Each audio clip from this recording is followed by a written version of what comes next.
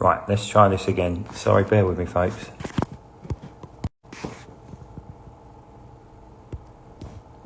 So I've just sent him a request to see if he can join.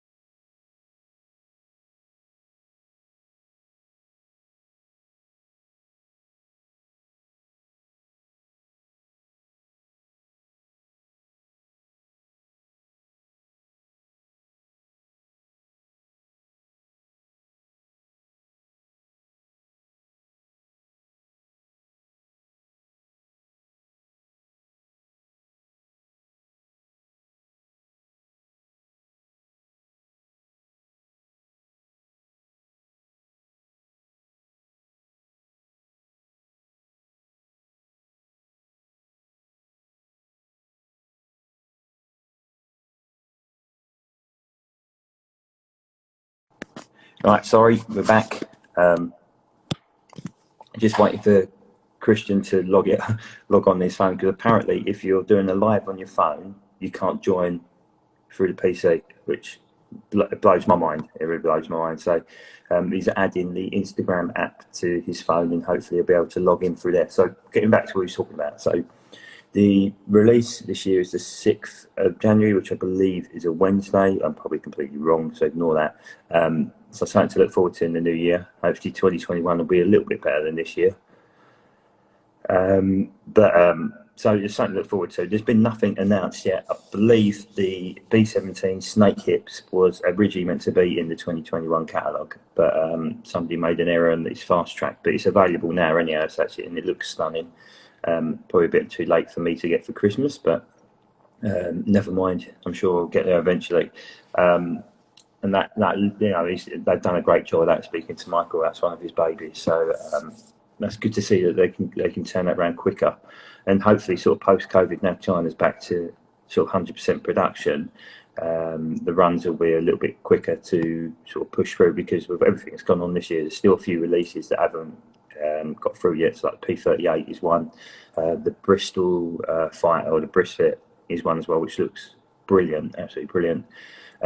which is dangerous for me because it means I'm going into World War One territory, which means more money to buy stuff. But I mean, put in the comments what you think you would like to see in the new catalogue as well. Christian has got a list as long as his arm, which is mostly obviously Australian Air Force based, or Royal Australian Air Force based, as I say.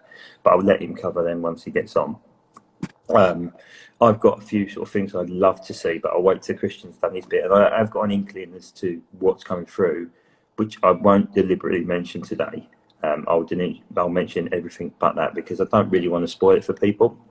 It's more about debate and discussion as to what you guys would like to see as well.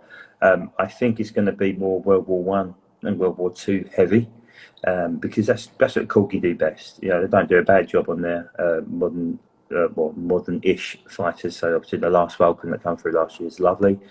I've just picked up the 617 Squadron Vulcan last week after Mustang Gate and Shed Gate, and that's beautiful. Needs a new nose probe, but not a biggie. I'm sure I can fix that. But the last Vulcan was excellent. And also, of course, the 148 fighters. The Lightning, I think it's fair to say, was better received than the Phantom.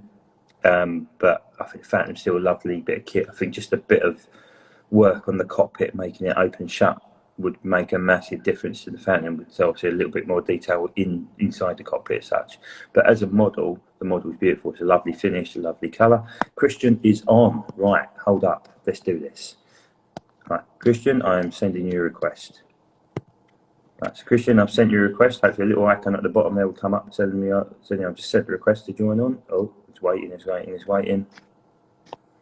Unless our government have put something on there to stop talking to Australians, I hope not. But on the bottom of the screen, Christian, you should. Oh, he's alive! Gordon is alive!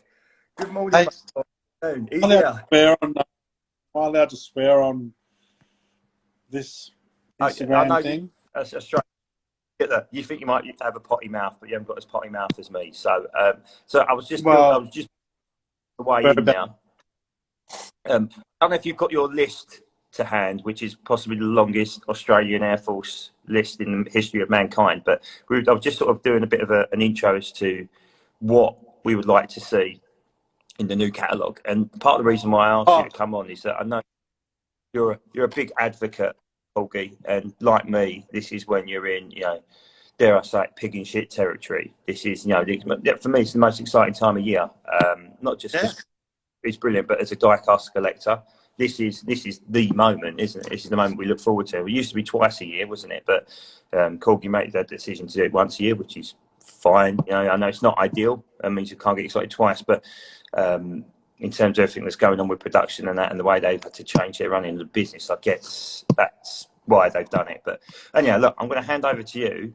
Can you remember your list and log on to Facebook? I can't, but I remember the list. But there's a few bits I can think of.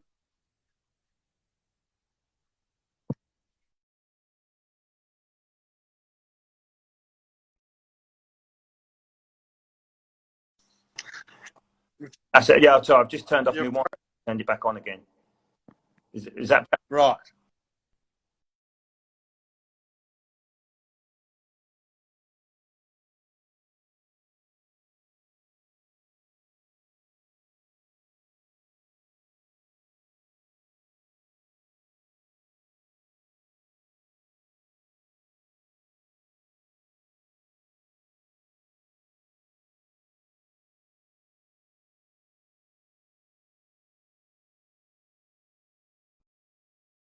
I think it's my stupid internet. Let's get back. I've tried. Is it me or you? Probably my internet, mate. Can you hear me right now? I think it's me, to be honest with you. We've got two internets. So we've got a Sky one, which is useless. We've got a Virgin, which is super quick. Don't work half the time. So better. I see you now. Is that better?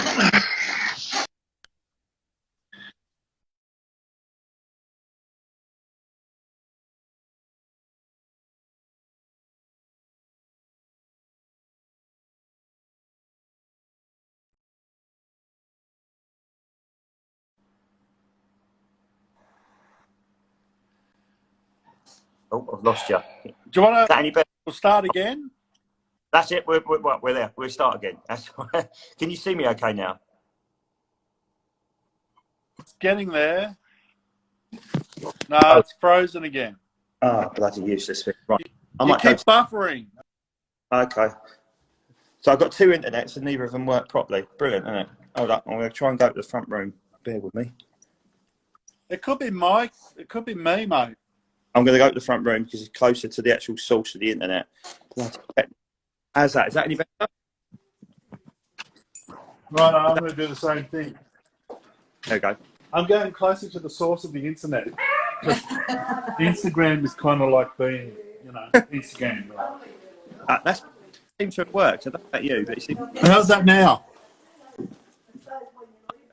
much better. Yeah. I thought it was us British who had shit internet and not just Australia. No, it's still not working for me very well, Mark. I can see you better. Can you? Yeah, I can see. You're still fine. And what? Am I still pixelated? No, you're not pixelated. You just keep on freezing every so often. Okay, yours is fine. Absolutely fine. Do you want to do your bit, mate? Do you want to go? Well, so I was just saying before that the list that you're referring to is the list that I've been crapping on for years, some of them for 10, 15 years. So I think I'd probably remember them. You've not been going on without about. having. Yeah. Yeah, go on, probably, Christian, because there's some wicked stuff on there, which to a degree I'm shocked hasn't been made. When you look at some of the bonkers things that have sort of turned up over the years as well. I mean, go on, fire away, mate. If I want to take your time. Well, for a start, I as much as I'm parochial regarding Australian models, I try and pick Australian models that I think will also sell. So there's no point trying to pick a model for Corgi, which is, a blighty company who does blighty models, and the occasional US and a lot of lufty stuff. The idea of suggesting something that's just so far out of the realm of possibility, then there's no point. And to be fair, one or two of those models that in fact, a couple of those models that I've suggested are probably not realistic. The one that is realistic is the RAAF Canberra. And that is one model that I've been talking about for 15 years, literally 15 years. And it got so bad there, it's been so long that I was just wondering whether the Canberra tooling was still in existence. I've been assured that it has. Yeah. I've been assured that it has. But the Canberra, there was a window there, probably would have done as well. But, 4 or 5 years ago, I don't know if you know, but here in Australia, we have a warbird association at Temora Airport, Temora Warplanes. And they have an incredible array of warbirds that are still flying today. And one of them is the Canberra, and it's quite famous. And it's just started flying. Well, it's about to fly again. It's done its engine runs, but it had to stop flying because of all things, the Martin Baker ejection seat. Yeah. So parts for that were no longer being manufactured. So they had to install new ejection seat, blah, blah, blah. But now it's running again. So, the engines are running and hopefully it'll fly next year for the centenary. That's the plan. So the centenary and the actual flying Canberra, the operational service of 2 Squadron, Royal Australian Air Force at Phan Rang Bay in Vietnam, and prior to that, it was in Malaya during the Malaya emergency. It literally went from Butterworth to Phan Rang Bay, the squadron, deployed. Didn't deploy from Australia. It took over from 1 squadron in Malaya, and then 2 squadron overtook that, and then they got moved straight to Phan Rang Bay in Vietnam. So as far as a Canberra bomber squadron, it's probably got more operational experience than any other Canberra in the world. So they're the 3 main reasons why I think it's a winner for Corgi. If you look back as well, they've done some bloody beautiful schemes on the Canberra, but there's 2 American ones which I don't really get. And I guess, and this is where Corgi got into trouble, where they went sort of quite zany, I think, with some of their schemes, wild and wacky. And when you get a cut of aircraft that didn't sell, it sets the worry emotions in the developers, doesn't it? You know, like if you put something out and it absolutely bombs, then you've got to try and make that money on the tooling, but also you're pessimistic before you've even drawn up a brilliant scheme. So you start second guessing stuff. And you're right. I think there was an opportunity there to get it out 5 years ago. I think the last Canberra was released before I moved to Hornby, if I'm correct. Was it the Ladbroke, the last one that was out? Yeah, the Ladbroke camera, which is a terrific model. It's a cracking model. I love that model. It's beautiful. It's beautiful. I understand the reasons why those models fail. I mean, if you're a US collector, for example, Mark, who is an aviation enthusiast like you and me, what's the first thing that's going to come to your mind when the B-58, the B-58A is released? Where's the B-58B? Yeah. Do you know what I mean? No one knows about the service of the B-58A, United States Air Force service, but every person and his dog knows about the B-58B. Yeah. Does that make sense? No, it makes no sense, and that's where I think they've changed their strategy now. And of course, they can't just willy-nilly release stuff and hope that it sells. If you look now, their sell-through is brilliant. So they've not had to do a Black Friday since 2014, which suggests to me that they've got their on. Because you know, if I look at, I'm a supermarket manager, so if I get a line in like a chicken, for example, and of the 10 chickens that turn up, 9 of them have to be reduced, then what's the point of stocking? Yeah. Because you're not selling it through at its profit margin. And it's a bit like with models, obviously they're not chickens, but you get the idea, or trucks that they're down your way, I guess. But you know, they also now have to go through, I guess, you know, I'm chatting to Michael, no, it doesn't tell me everything that goes on, and rightly so, but he's very open and honest. He won't let me know new releases, though. I threatened to kidnap him, extortion. He's not buckling. He's not. I've got lads going around his house next week to take his kneecaps, but a lot of respect in terms of business work for, let's say. But you know, they're what schemes and aircraft they're going to do, and I guess the reason we didn't see a Phantom last year is that they were looking at improving the mould a little bit. So I guess around that closed canopy, which I was going to get into 148 and bought me the original Singapore Tenga Lightning, and when I opened it, I was like a 10-year-old kid again on Christmas Day, and just looking at it and just going, wow. So, you know, they can get things right, but I also think that they're now listening to what us, the collectors, are saying. As much as it frustrates people in the forum, because if they've got this great idea, but actually it's not going to sell. So Italian and Soviet aircraft is the one that often comes up. Why haven't we got Soviet? Why haven't we got an I-16? Why haven't we got a Polikarpov? Or, you know, I mean, they're different sort of wild and wacky, like Marches or machetes or whatever they call them. No, they just won't sell to the casual collector. You know, if you're walking past it, shop, it must look lovely, but unless you've got a specific love for that wild and wacky aircraft, yeah, I'd buy it. Probably you'd buy it, and a lot of collectors would. But would it sell 1,000 units? And the answer is probably no. So actually, by sticking out or a Heinkel or you know, what they would class their banker tools, you know, the Typhoon. I don't remember the last time a Typhoon bombed. Obviously a Hawker Typhoon. You know, you stick D-Day stripes on it and rockets, you can't get it for love nor money. You're paying double the price. So they've got that mix. But I think an Australian Canberra, and being the son of a Canberra engineer, I'd be all over that. Absolutely all over it. I think the American, I mean, the Russian, the Japanese, the Italian, this is all, you know, quite interesting, and you know, no one wants a 202 or a 205, an MC 202 or 205 more than me, or a Sparrowhawk for that matter. But how many would the average person buy? Because, you know, ultimately it's the nutters who will buy more than one release from a single tooling are the ones that are going to provide the longevity to that particular tooling. So if you release, you know, a couple of Russian tooling, how many is the average person going to buy? Once, you know, they get one, that's it. I don't need any more. it fills a hole in my collection. So do you know what I mean? It's you know, And I the guess, model. when Yeah, it develops, you've got to come up with a list of 5 exactly. to make that money back, because tooling. Yeah, I think there's this perception that Corgi can, because Hobby Master knock out all these toolings left, right, and centre, that Corgi have got this bottomless pot. But the thing is with Hobby Master are aviation focused. Corgi, yes, Aviation Archive, is a quarter or whatever it is. So they're at the moment to focus on chunkies and military models. And of course, you don't forget the Vanguards. The Vanguards is their heart and soul originally. I guess yeah, Aviation Archive is their biggest moneymaker, but they're fighting for a quarter of that share.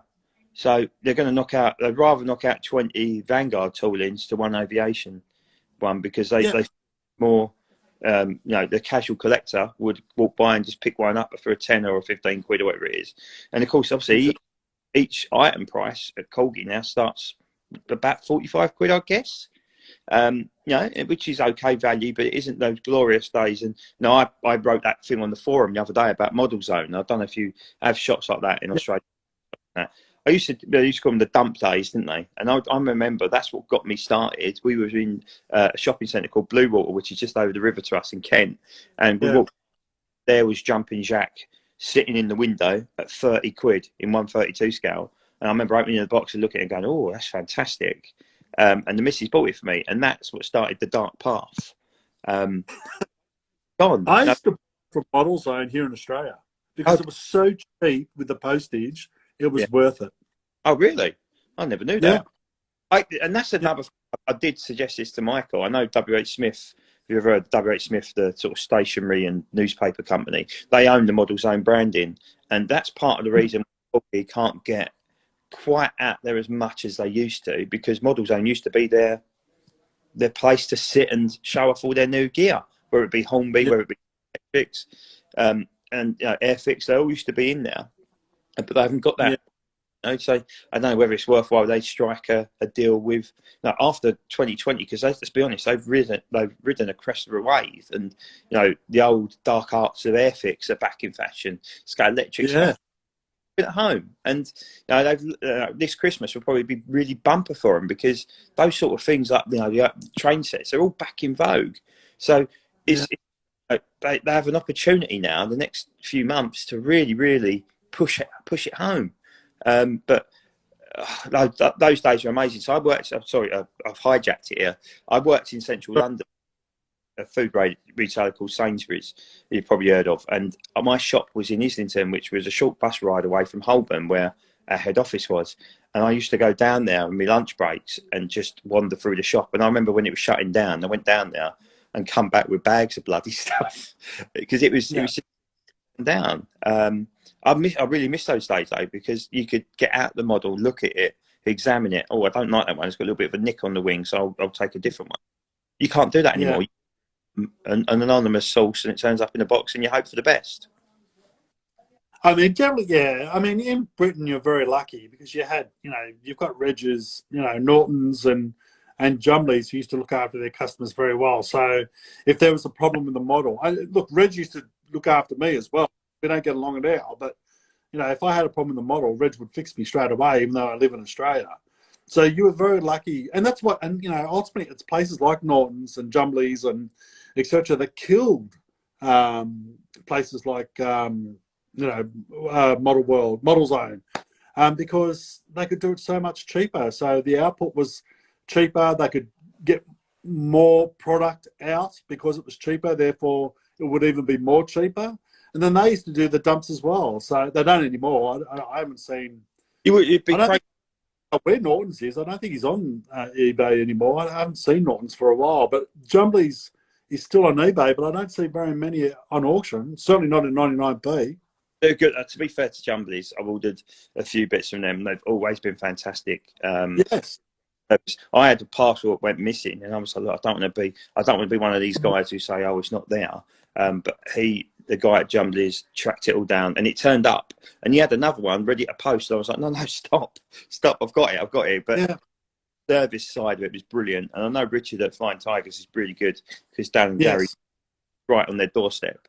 I've only used him for bits and pieces so far because it doesn't make sense with the postage and whatnot. But they can obviously pick it up there and look at the model before they've even bought it. So that's a massive advantage. But now for me, the highlights. Oh, can you drop my phone in? The highlights of my year are the air shows when you wander down the stalls and there's a few old characters. I don't know if you've ever met them. A guy called Bob Oddy, who's absolutely No, fantastic.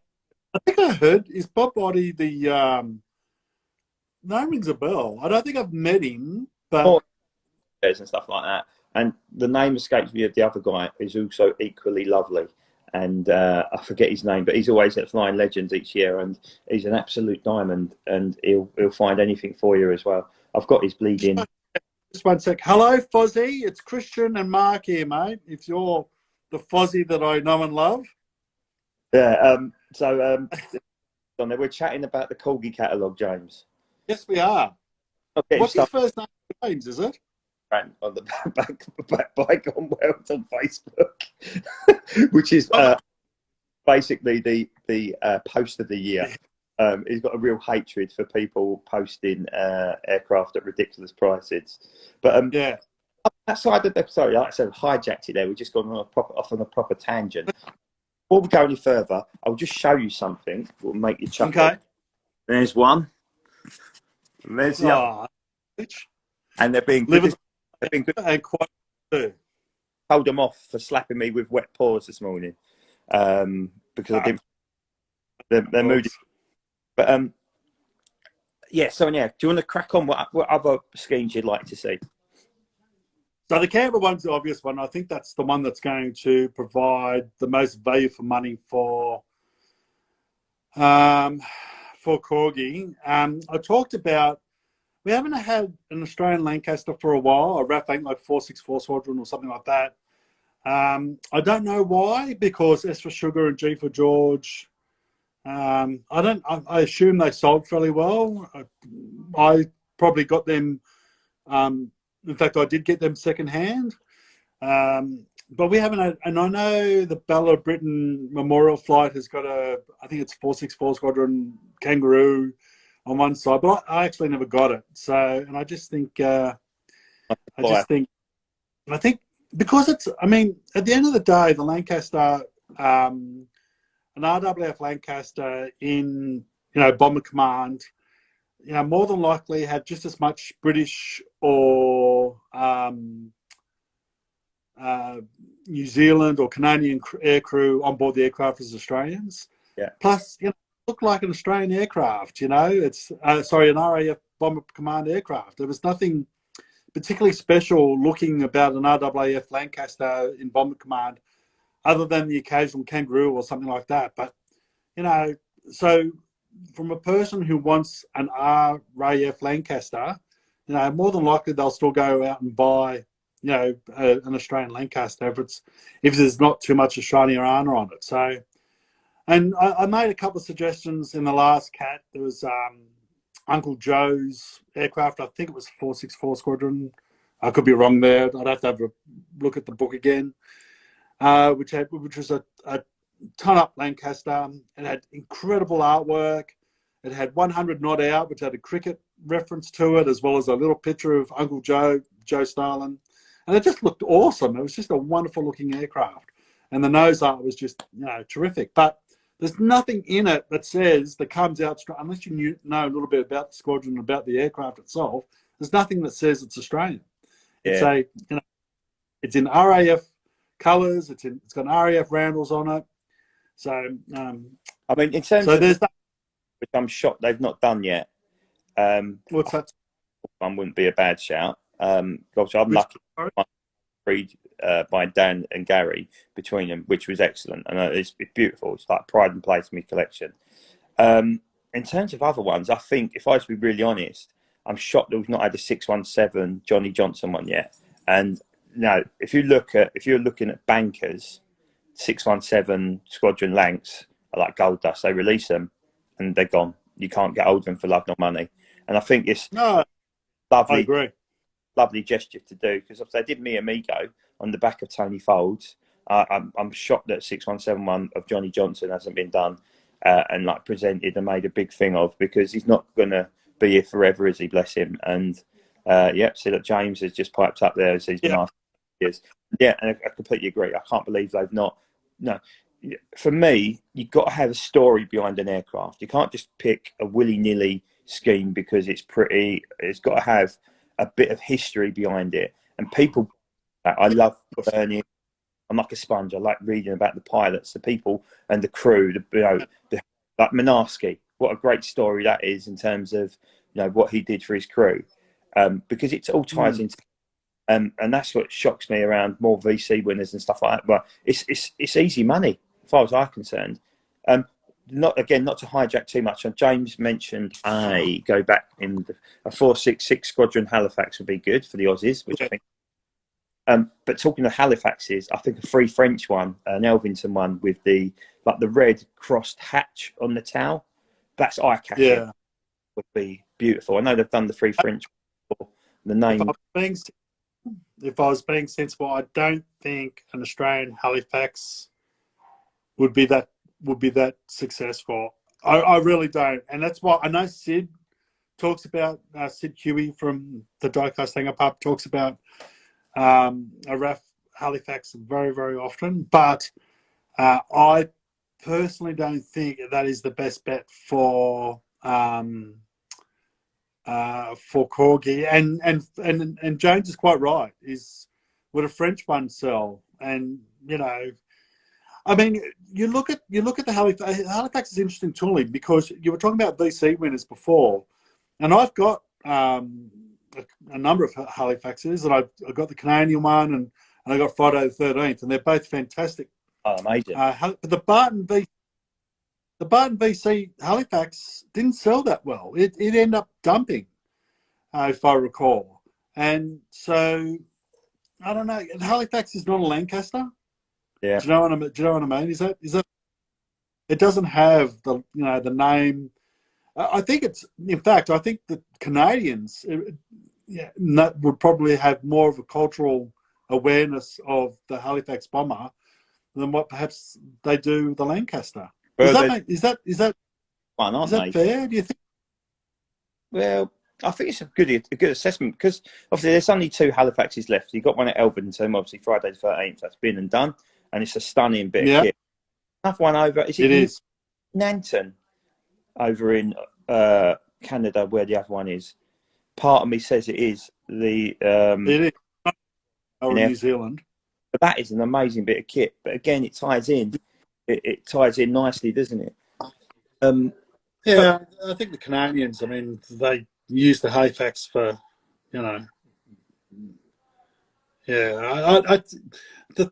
it's a tooling that you've got to be very careful with. And I think that the last 2, I think Friday the 13th and the Canadian one, which I've got it, would you believe? But I can't remember the moniker.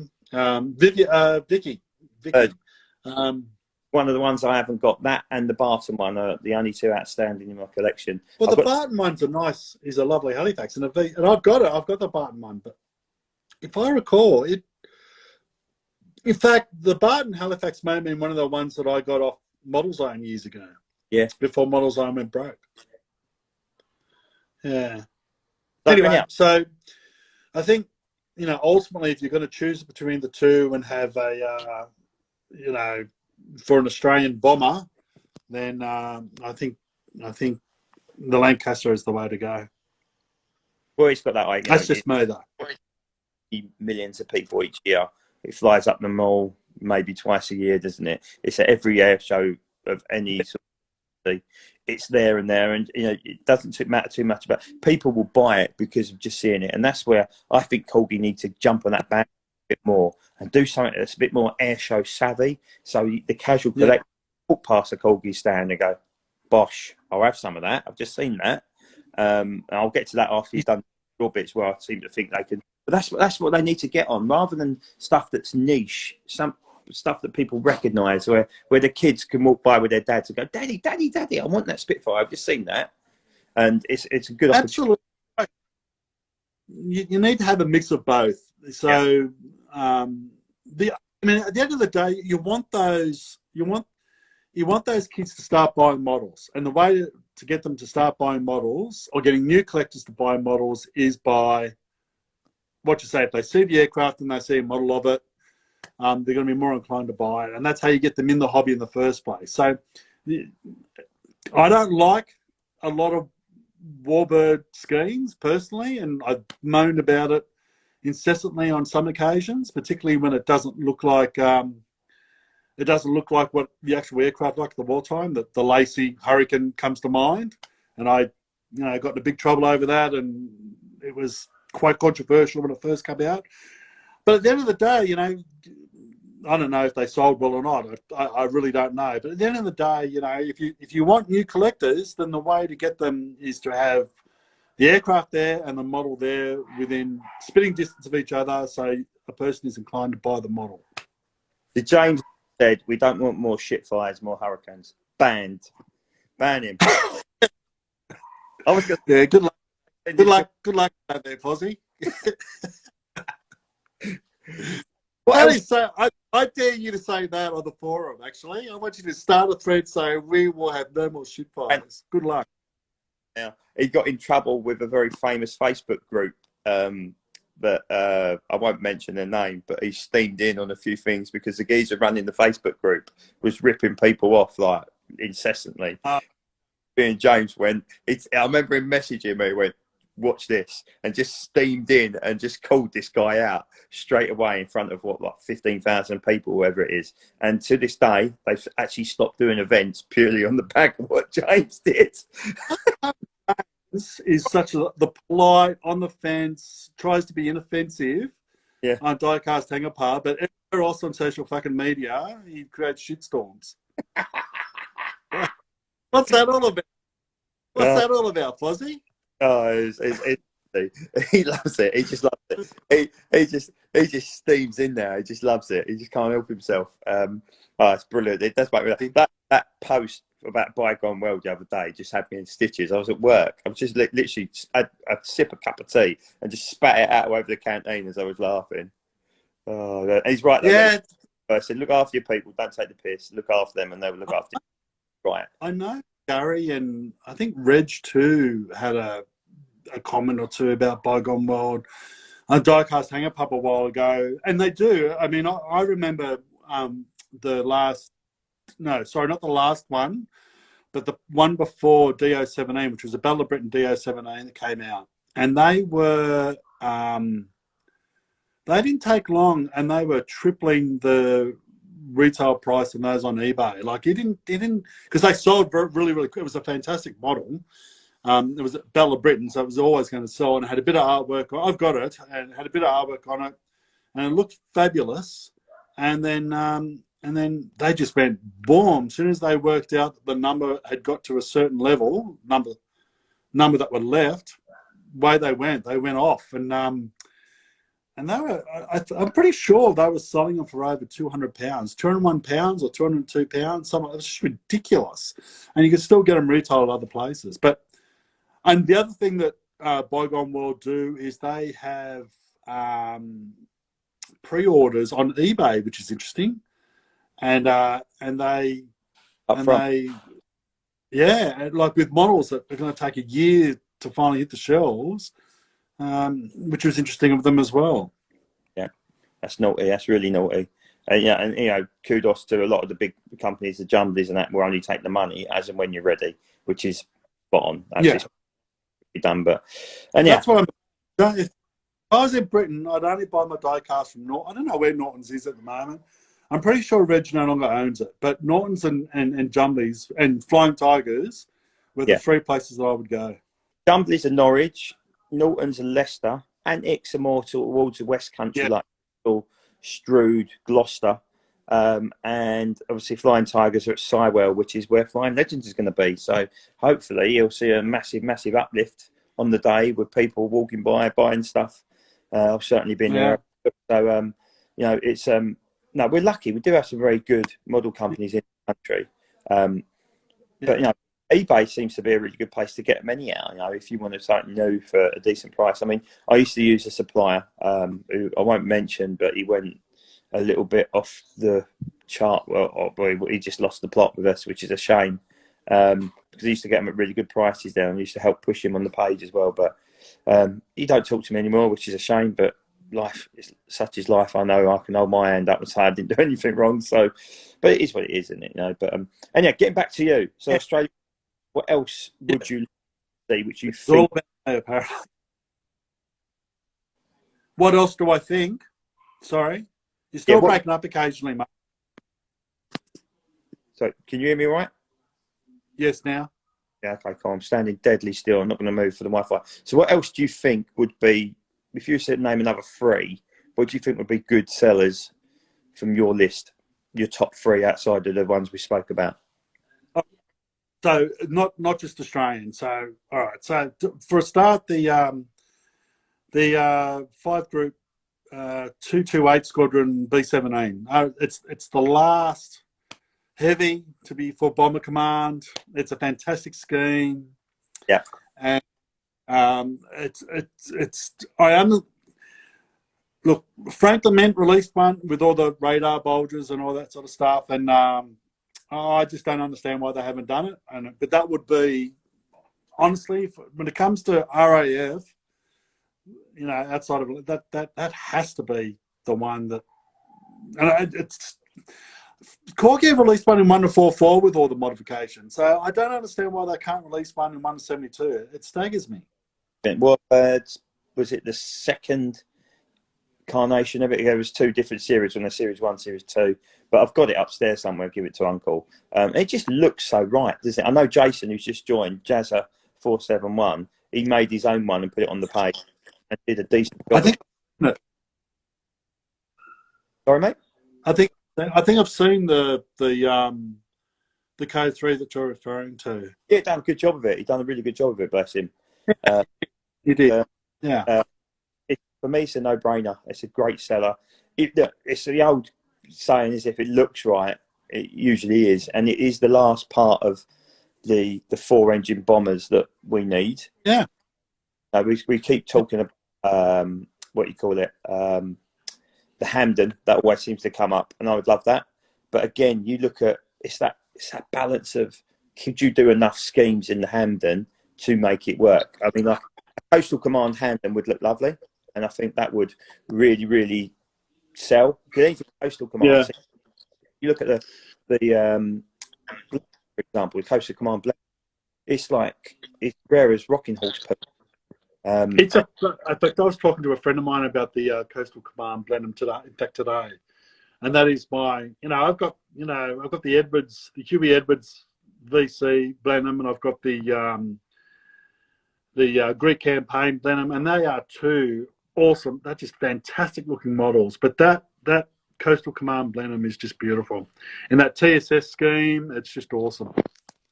I would expect a new blend of some sort. I don't know whether it'd be a 1 or a 4 though. We haven't seen a 4 for a little while, have we? But there's loads of lovely schemes. Battle of France. I mean, the last one was the Bard. Was it the Barda one? The Barda leg drop one. And that's lovely. That was a 4. Oh, that was a 4. And then the one before. The last Blenheim, the VC winner in the Far East. Oh yeah, I know the one. It's not Edwards. Yeah. Oh yeah, I see it now. That's the Mark 1, isn't it? The 4 one. Help me out here, James. It was a VC winner in the Far East. VC winner for the Blenheim. You can't think of his name. Yes. He's just come up. Yeah, that was well. I don't know. Did the Aussies play him at all in the Far East? Not in the Far East. No. Oh, hang on. No. The Hurricanes and Buffaloes. I don't think we had any light bomber squadrons in the Far East. In fact, I'm almost certain we. Which brings us on nicely to the Beaufort, doesn't it? Wonder if, again, there's one million miles away from being finished, is there? Well, Airfix have done it, and social media. From what I've seen on social media, on Airfix sites, and whenever it comes up in on the Airfix Facebook page, and when it's talked about on social media, it's like, I don't think I've only ever known one person.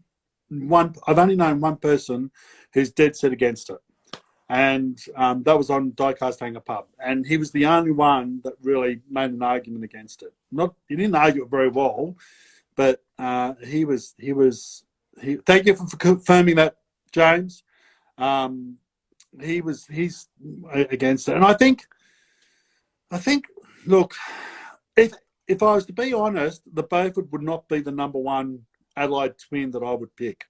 I would pick the Hudson / Ventura or the early Mark A20, which doesn't get talked around much anymore, which is a bit of a shame because it's some of the schemes out of those early Bostons and Havocs is incredible.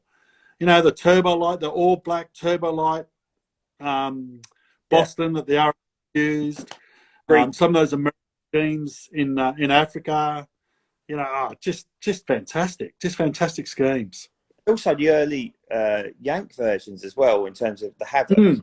With I've seen an early Yank one with the yellowy star, like the roundel. It's almost like Operation Torch. I'm not big on roundels.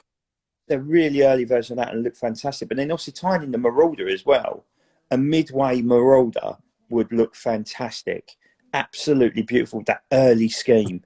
The Marauder's an interesting one, isn't it? Yeah. I know obviously Forces of Valor are meant to be knocking it out, but it doesn't seem to be.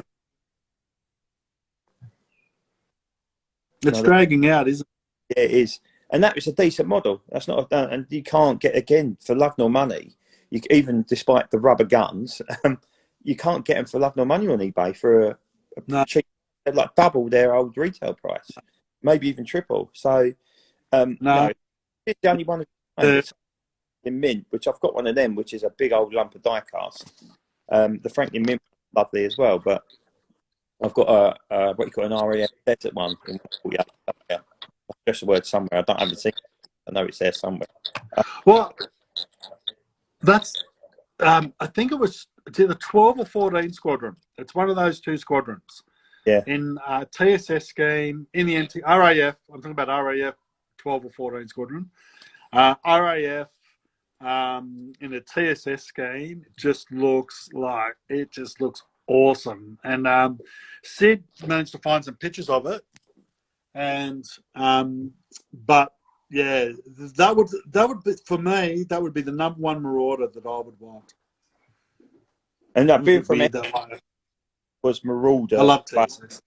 Stansted, Manfit, it was RAF Marauder base. Anything sort of North Essex, the Marauders were based there. So from that point of view, from my point of view, I'd be really eager about it. I mean, we've got a shop up in Great Dunmow. I remember going up there and trying to find the old airfield around Great Dunmow, and there's a little plaque, and I found it incredibly interesting. And it's, again, just tying in a story with an aircraft, so you can. Yeah. I think that's key. I really do. I think if you've been and seen and touched that aircraft, you've seen it fly by, you smelt the engine as it taxis past you. It ties you into that aircraft. And I think where I think Corgi can make a killing, if we ever get air shows again, of course, where they can sort of tie stuff in and make it light and historical. In terms of other bits, I think Dakotas. I think that's a good seller. I think. But I mean, I'm still waiting for the AC-47, mate. I sort of Puff the Magic Dragon. I think certainly US collectors are brilliant. Yeah, and that's it. Yeah. Well, you don't want something that's just going to randomly sit in the shelf that doesn't tie into stuff. People collecting themes have covered this extensively. Vietnam is a big theme to tie into, and of course, it just looks menacing, doesn't it? It just really does. Yeah. It really does. But we haven't seen a desert scheme in Dakotas, a Southeast Asian Command one as well. Oh, look, Jason's just put Johnny Johnson Lancaster. Come on, mate. Come on. Just 1 second, mate. Just 1 second. All right, I'm back. You're in the doghouse, are you? No, not at all. She's just. So what did you move on to? Sorry, mate. The Dakota scheme. So Southeast Asian one. we have a desert DAC. Yeah, I suppose Pegasus technically ties into that. It's more, was it more Greek campaign, Pegasus one? I don't think it was. I wouldn't call it desert. I don't think it was. I thought it was North Africa. Didn't Franklin Mint release that? I've got that. I've got the Franklin Mint. Yeah, I've got the Franklin Mint version of that. Yeah. So that's another Yeah. sort of tie-in they could do. But I think, to be honest, the US Air Force Dakota, you can't go wrong with. No. Night Fright, one of the different ones. I mean, Little Brother. I mean, it's an iconic one there, isn't it? Yeah, I mean, look, at the end of the day, if you put D-Day or Arnhem in there, it's going to sell. Yeah, absolutely. Yeah. Lovely mould. Or both. Yeah, it is a nice mould. Would you believe I don't have? Sorry, I do. I have a Code 3 DC3, but I don't have I don't have any other DC3s in 172. Is that the Aussie one you've got? Yes. Yeah, that's lovely. I remember seeing that forum. I've actually Atlantic, which was the only one of its kind ever made. It was a pre-pro. Somebody put it up on eBay. It had a broken towel. I've got to try and figure out how to fix that. But I've got the one and only Air Atlantic Dakota in 172 scale. Wow. That's pretty cool. It needs a new prop, but it's got a chunk of the tail missing. So, and the tail is part, but Corgi haven't got it. So I don't quite know how I'm going to do it. I might have to saw it off of an Airfix version and put it on that way, or add a bit to the. It's plain white, so it's not a big deal. But I need to figure out how to do it. I think Gary might have to go to Gary, because Gary's got the skills to fix it. I'm just all fingers and thumbs when it comes to glue and stuff. So got to be incredibly careful. Useless at it. Useless. I know James, who's already online here, he's got the Heritage Flight Hurricane, which is painted the historic aircraft collection. Is it RFR, James? I think it is, isn't it? Is it Frantizek who's the RFR? But that's a good call, because that would also be, if I'm correct, the third 313 Squadron Hurricane. I know we've got RFE. Have we got RFA? I don't know. I'm lost. Somebody fucking. I don't know. So when it comes to Corgi Hurricanes, I'm not the person to ask. Yeah, it's Frantizek. It is Frantizek. Yeah. I've made a Code 3. What was the one? Fucking knowledgeable, James. Yeah. It's only one, so it'll be 2 then. There'll be a pair. But if you buy another one, you could easily code for it yourself. That's what I've been doing recently. But actually, the historic aircraft collection was in RFE, so I suppose that's potential Code 3 to do at some point in the future. Because I do like the trios. I like trio stuff like the Biggin Hill trio, and just how you've got obviously Barder and who's the Australian one? Is it not Nicholson? My brain's gone. Was that Lacey? The other one was in. No, Lacey was up in the Far East. He's RAF. Yeah, I mean, I don't know why Corgi don't do split runs anymore. Maybe James can have an idea, but well, you look at the Faith, Charity, and Hope. I mean, like, they're worth a fortune.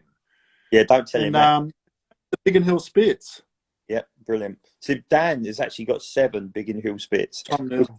Breed to put into a whole squadron, and they look fantastic. All of them together, squadron. Health. I think it's he does that with the what you call it, the what's the other one? The Lancasters as well. So he's got about 10 dams Lancasters as well, all Code 3. That look amazing. Yeah, it's just said about those bloody gladiators. I don't know what's wrong with them. They're fabulous. Yeah, they're fantastic. They really are. I mean, we've got a 3rd airworthy gladiator well en route at the moment at Retro Track and Air in Gloucestershire. It'd be interesting to see. The 3 of them could get together and do the temporary paint scheme of Faith, Hope and Charity, especially if they get the CR42 running at Duxford as well. That would be. Oh my James word. is the last Gladiator release, and he didn't get the 4-tone colour scheme that he wanted. Yeah, I mean, to be fair, I know you didn't get the 4-tone one, but it's a bloody lovely bit of kit. I got it for my birthday, and it's stunning. It's still accurate. It's just ladder in the battle. It's 3 prop, two-tone scheme, it's accurate. It's, you know, Fozzie's made that quite clear. Yeah, it is accurate, and you know, Yeah. I wouldn't mind seeing the Norwegian one, to be fair, as well, because obviously that's part of my upbringing at air show, seeing the Shuttleworth collection, Norwegian. The exception of the one Gladiator, which has already been made, there's nothing else representing it, and that I think that'd look lovely, and it's all silver scheme with the Norwegian motive on. But how many people would buy it other than? Hey, who would buy it? Yeah. So again, that might have to be one I have to code for it at some point. I've seen someone code for it. It might be, is it Edward Papazan who's on the Pappy? Yeah, Edward does stuff like that. Mask. Yeah, Norway and the Spanish Civil War are his thing. His collection on the Spanish Civil War is amazing. Yep. Just amazing. We've got an airworthy ME109, which should be finished this summer at Meyer Motors in Germany, which is going into, it's an emerald, and it's going into Spanish Civil War colours with the white rudder with the black cross on it. And that is going to... Going with? Huh? That's the scheme they're going with, the Spanish War, Civil War scheme.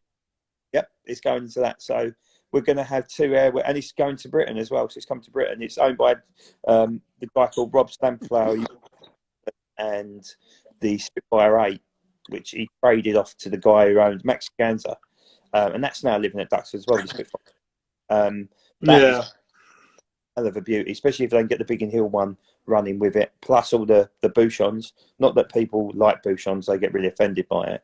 But tying into Bouchons, it is what it is. I would not be unhappy if somebody did a Bouchon tooling. Yes, it's not a 109, but if you look at what we see and what we live with air shows, it's a massive part of history. You've got so many Battle of Britain moves. Yeah.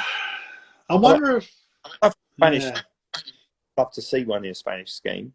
But if you think they really become a real force, I mean, obviously you're on the other side of the world, but they're amazing. They're the new Breitling fighters, you know, and to see Mabel, Contrary Mary, obviously the Mustang, although it's a what you call it, a TF-51, and of course Nelly, the Thunderbolt, all great schemes. They would look fantastic, and also Contrary Mary would then make the treble with Big Beautiful Doll and Twilight Tear.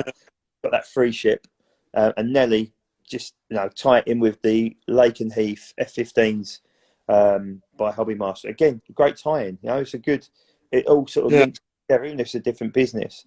And you know, those schemes I've suggested, whether they get made or not, is a different matter. Oh, and also talking to B-17, Sally B. Can't believe Sally B's never been made in 172. I know it's not a war.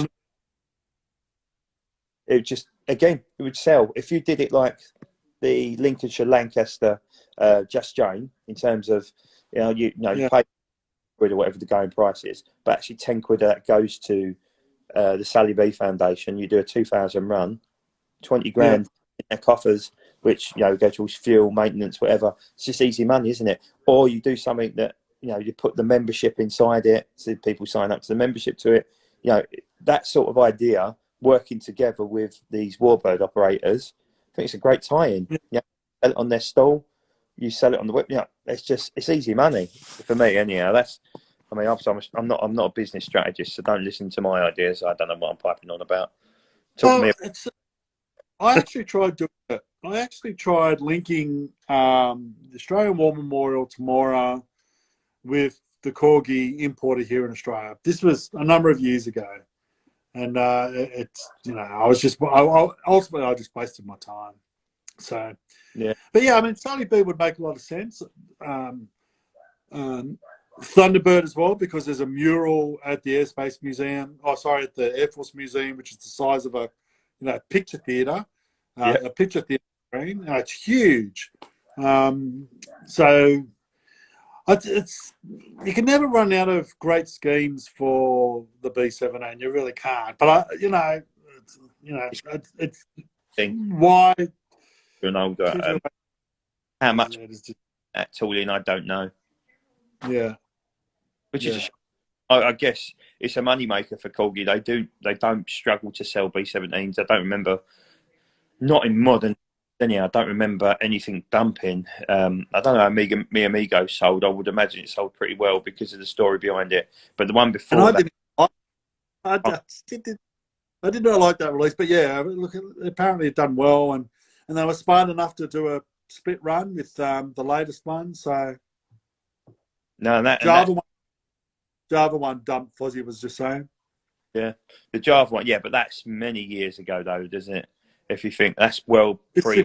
I mean, if you look at Flak Eater, great release. Little Mischief, great release. What was the one before Little Mischief?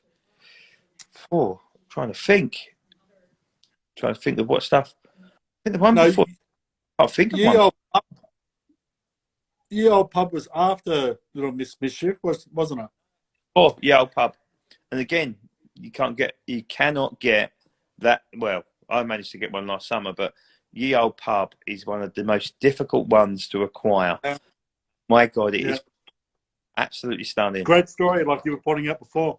Yeah, great story. And they were wise enough to tie it in with the ME109G as well, which was, again, another fantastic release. Absolute banker for him. The desert one has sold great, so wouldn't surprise seeing another 109G at some point. Maybe another winter one or something along them lines, an Eastern Front, a late Eastern Front one.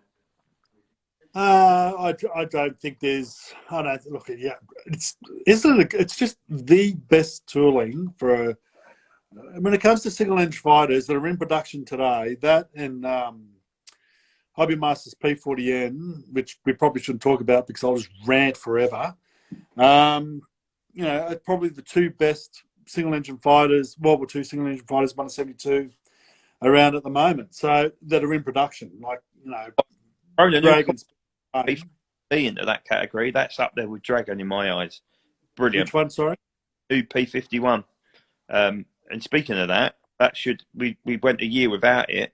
I would hope to see a couple of schemes this year because there's so many P51 schemes out there that have not even been touched. If you think of airworthy ones, Country Mary I've already spoke about, but there's some bloody beautiful schemes like the Martlesham Heath schemes with the red and blue diamonds. I forget what fighter group they are.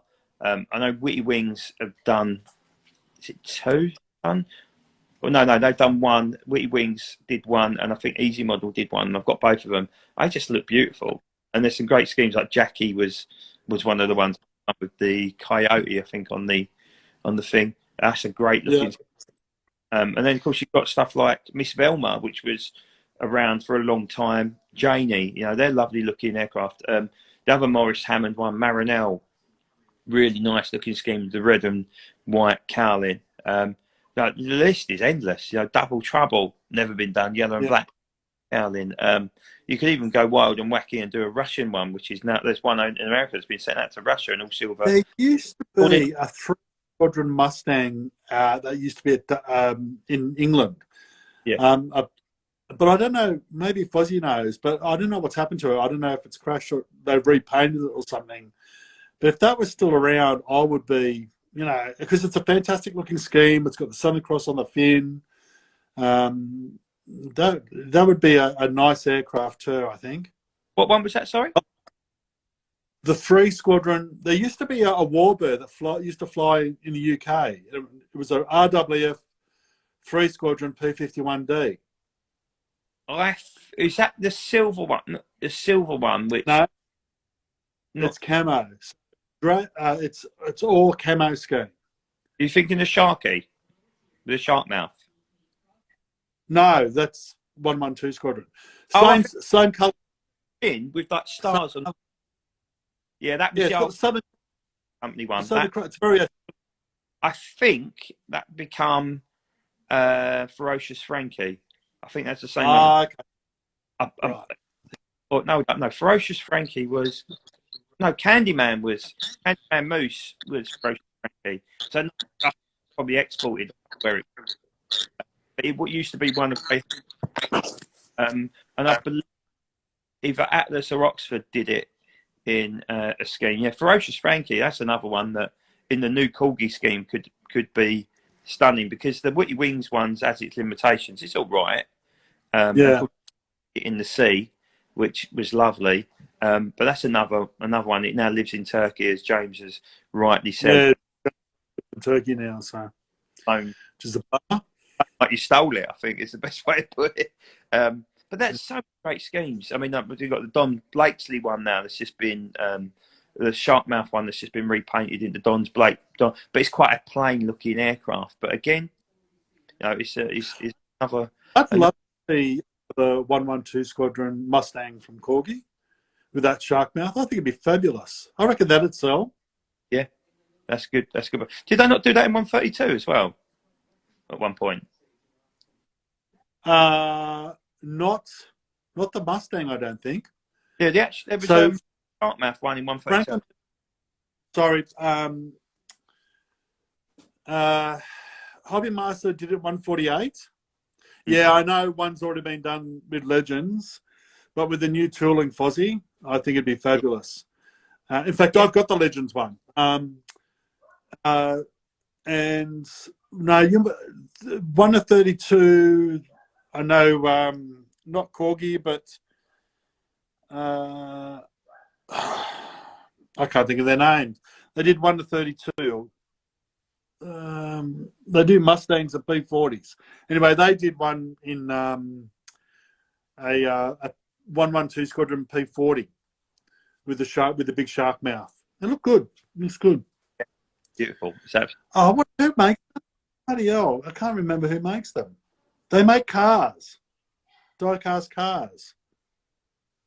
They make P40s and P51 Mustangs. Can't believe I can't think of it. I've got a bloody shelf full of them. Oh, Marouche. There was Marushin. Who did one? No, not Marushin. You got Solido. I can't believe I can't think of it. Help us out, James. No, not Dinky. Oh dear. Anyway, it'll come to me shortly. Yeah. Time to go at me. Don't know. I'm not stroking. Oh, my brain's gone as well, mate. Look, I'm going to have to love you and leave you because I'll get ready for work. D'Agostini, he said. I don't think it's D'Agostini. No, everyone knows what they use. I'm just being a dick. What do you do for work? What do you do for work? I'm actually a store manager for a company called Co-op. Right, okay. Christmas rush is coming on. I've got a large supermarket down near Basildon. And I said, you live in the arse end of the world. No, Basildon's it's like another planet.